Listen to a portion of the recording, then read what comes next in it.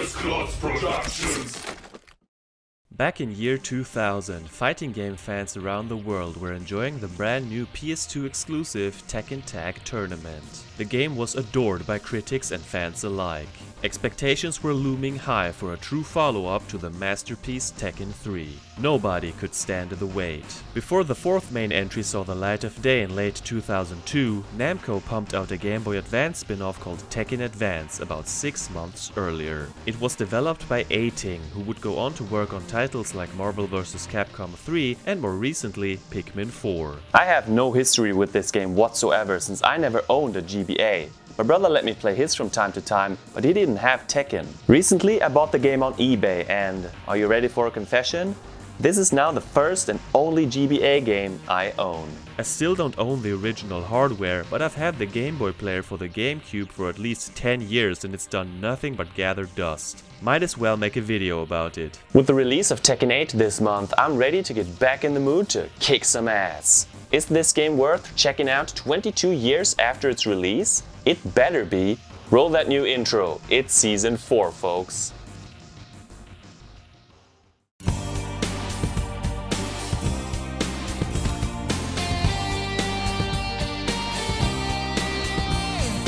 GFrom, the gamer, the legend, he's come to show you the way in this world of games. GFrom reviews. At first glance, Tekken Advance looks like a watered-down version of Tekken Tag. The character cards are the same, ditto for the character models. Of course, the sprites are pre-rendered 3D and squashed down to thumbnail size. I can't really make out their faces, but I still might take this crunchy law over goofball law from the original Tekken.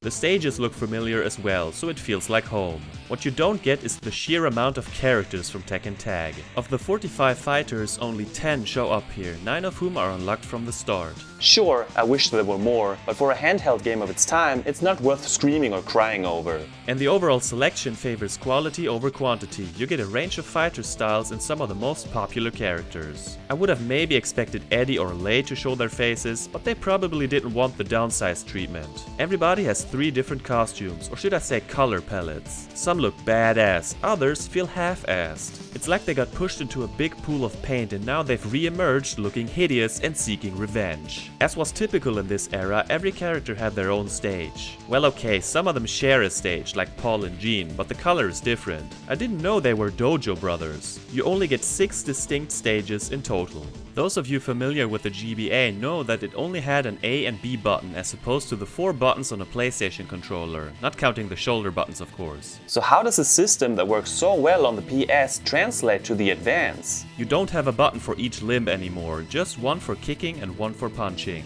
Throwing has its own button. Kinda handy. For most fighters, the throws have been replaced by automatic combos. Even as a Tekken veteran, this takes some getting used to. Back to Tekken Kindergarten. By double tapping up or down you can sidestep. The move list is sparser than we're used to by this point, but at least the warm-hearted developers included it in the pause menu. It shouldn't take too long to adapt to the stripped-down gameplay. Thank God for the practice mode, which makes a triumphant return. There's nothing new to say here really, so let's check out the other modes. I wish I could show you all of them, but Versus Battle only works with 2 game packs and a Game Boy Advance Game Link cable. That's a shame and I feel left out. Nothing like a link cable to make you feel lonely. The main attraction is arcade mode, so I'll start with that. Brace yourself on 9 stages, which means you get to face each character. They of course get progressively harder, and for me the difficulty curve shot up around stage 7. I swear, every time I fought either Horang or Paul in the later stages, I got performance anxiety. For some reason, they just love to hurt my body and feelings. Okay, pull yourself together, GFrom. These pixely bullies can't stop you forever. The final boss is Heihachi. Oh God. I'm getting Tekken 1 flashbacks. Don't worry, it's a far cry from the merciless battle in the first game. In fact, I have more problems with stages 7 and 8 than with old grandpa over here. Let's be real, I'm not even half his age and he would murder me in a real fight. At least he wouldn't throw me out of a helicopter. That's just for family members. Beating this mode doesn't give you anything at first, just the credits. No funny clips for you. If you're persistent and beat it with every single character, however, you unlock the Grandmaster himself. So that means he squares up with Gene at the end of his run, right? Oh God! He truly is his own worst enemy. Constantly fighting your inner demons must be tough. I feel for you, man. Time Attack is a copy and paste of arcade mode, except you can't change the fight count and difficulty. Also, you get 10 stages as opposed to 9. This means no matter who you pick, you always get to duel yourself eventually. Claiming that every Tekken character has some sort of mental health issue isn't exactly a hot take. As with the other games, I don't care about Time Attack. Who's got time for this nonsense? Next mode. Survival hasn't changed either. Beat a seemingly endless stream of foes to get a high score. You keep the energy from the previous fight and only gain back a little notch on the life bar. Never before has this mode been so simple. I know I'm a cheap bastard, but with Law and his crazy backflip, I managed to win 16 times. Sweet 16. That's gotta be a personal record. Then there's Tag Battle. Oh boy, I love tag team matches. After all, Tekken Tag Tournament is the best game in the series in my book. Here's a switch up for this mode. You actually get to pick 3 fighters. Awesome! With the left shoulder button you switch characters. Of course you can pull off chain command throws. Just like in the arcade mode, this one has 9 stages. Who does Heihachi team up with? Why am I not surprised? No one else can stand him. This mode is surprisingly fun and my personal highlight of the game. It just offers the most variety, and if you fail you can just pick 3 different characters instead. Too bad I can't play versus Tag Battle. That's it in terms of modes, right?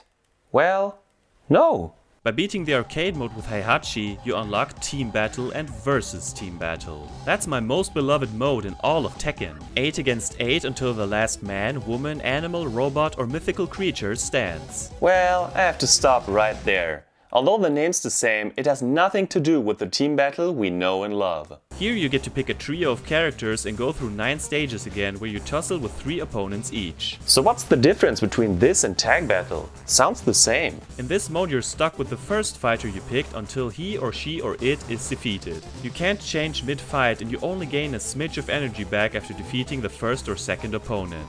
Then it's on to the second and then the third. A bit of an unorthodox approach, and you know what? I like it. Correct me if I'm wrong, but I believe this is the only appearance of this mode in the series. What a novelty. There's a strategic component to this that I really appreciate. Who goes first? Who needs to save the day at the end?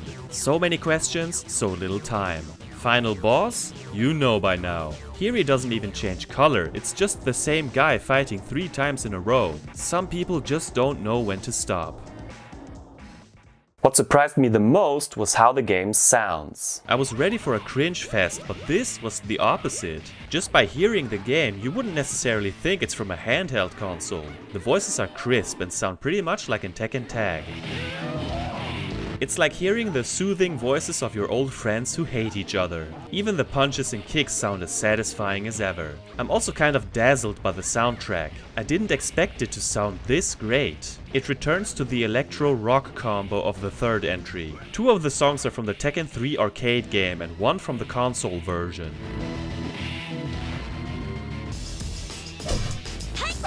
The rest is brand new. To be fair, there aren't that many tracks to begin with. Most characters have their own theme with only 2 tracks that characters share. Heihachi's theme uses elements from Tekken 3 Ogre for a nice callback. None of the tracks really stand out to me, which is why it's hard to pick favorites. They're all energetic and make you want to backflip into every stupid face that crosses you. Gunjack's theme is completely crazy with its rather experimental electronic sounds. Upon further listening, I can name my number 1 track which plays in Hwoarang and Xiaoyu stages.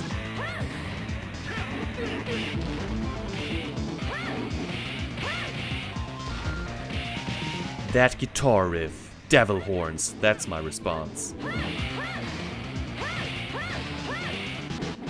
Now that I've seen everything this game has to offer, how do I feel about the gameplay itself? The 2-button setup works surprisingly well, I'd say. Sure, it took a little while to get used to. Some combos are easier to pull off this way and I got into my flow pretty quickly. It's a lot more fast-paced than I expected, especially compared to the first 2 entries. This is right up my alley. Characters like Hwoarang and Xiaoyu are just as fun to play as in the games that came before. I got quite invested and felt that adrenaline jolt I get with most Tekken games. games. In terms of difficulty, the easy mode is reasonable and normal gets challenging near the end of arcade mode. Veterans can pick harder settings, but if we've established anything in these past reviews, it's that I'm not a world-class Tekken player. And that's fine, I'm just here for fun.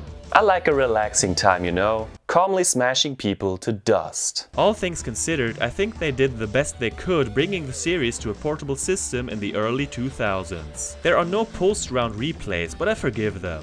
I miss the real team battle, but the new modes we got are fantastic, so let's call it even. Can't go wrong with tag team battles. Fighting 3 Heihachis is a thing I never knew I wanted, but now I do. Bring back Triple Grandpa in Tekken 8. Please. Is Tekken Advance worth tracking down today? Only for collectors and diehards, I'd say. This series lives off its multiplayer component, so there are way better options out there. I'm just assuming nowadays most people don't own a GameBoy Advanced Game Link cable and have friends who own another copy of the game. That doesn't mean this is a bad game, because honestly I think it's a solid entry with fine visuals and pretty good music. In my ranking of the games I've reviewed so far, I'm placing it above the first entry. I'm glad I finally got to experience it, and back then I would have loved it for sure. Unfortunately, this was at a time where I felt I had outgrown handhelds. Thankfully, that didn't last long, because I got myself a PSP around 2006 and later played the crap out of Dark Resurrection. So even though I don't think I'll replay Tekken Advance much in the future, I'm glad it joined my collection and I got to spend some quality time with this little game. Sometimes life's small battles are just as important. Hey everyone, this is GFrom. Thank you so much for watching episode 1 of season 4. Feel free to rate, comment, subscribe and follow me on social media. I'll see you later. Have a nice day.